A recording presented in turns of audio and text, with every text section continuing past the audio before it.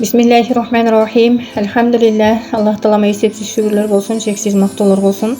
Жана эки дүйнөнүн нуру болгон менен биздин сүйүктүү пайгамбарыбыз Мухаммад Мустафа саллаллаху алейхи ва салламга саламдар, салаваттар болсун. Машаллах, биз сиздер менен ыймандашууну туура көрдүк. Иншаллах, бул ыймандашуудагы ибадат. 13 жашар баланын Аллах Таалама жана пайгамбары Мухаммад Мустафа саллаллаху алейхи ва салламга болгон мухаббаты тууралуу айтып бергибиз келди сиздерге. Бул окуя Жалалабад шаарындагы Имам Азам медресесинин филиалдарынын бирөөсүндө болгон.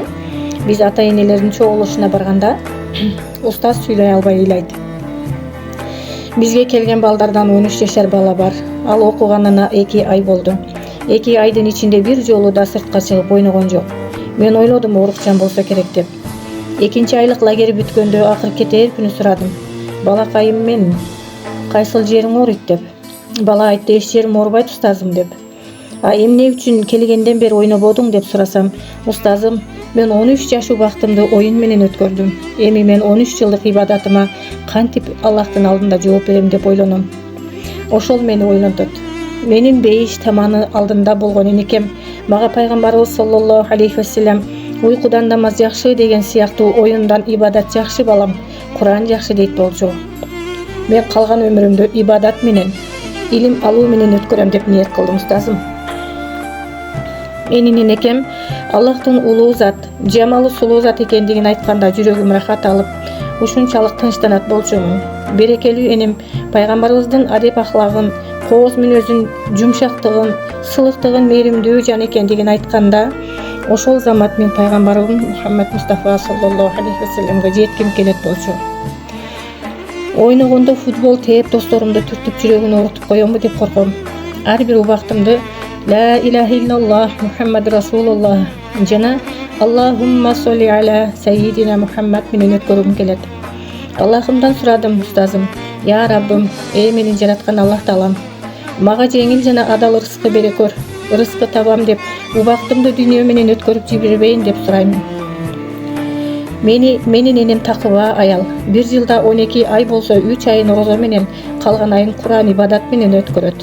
Мен да ошол энекемдей болсом дейм деп көзүнө жаш алды.